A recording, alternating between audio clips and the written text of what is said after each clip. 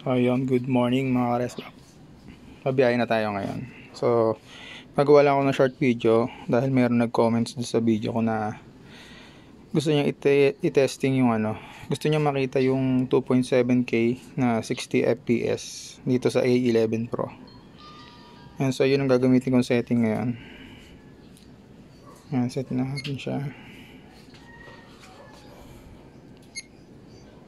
Okay natin 2.7 60 fps. Yan. So naka off yung ko, image stabilization. Top recording ko 3 minutes. Yan, distortion off. Tapos metering, multi. Ayan lang naman yung gamit ko lagi. Microphone built-in kasi hindi ko siya nilalagyan ng external. Yan, sa mga nagtatanong nga pala anong external mic yung pwede rito sa A11 Pro. Ang pwede rito yung yung sa OSEC. Yun yung na-testing ko na, yung OSEC na Type-C na mic. Yan, so kakabit ko na siya dito sa helmet. Tapos yung sunod na video makikita nyo, yun na yung recording ko, yung 2.7K na 60 fps. Yan, shoutout sa iyo Paps. Ito na yung video.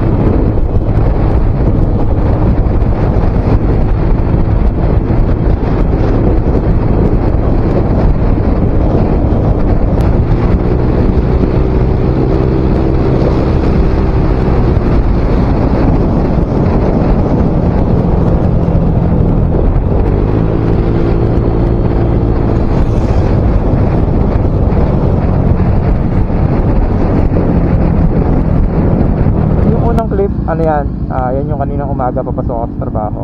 Tapos ngayon naman pauwi ako. Dito rin ako dumanong kanina.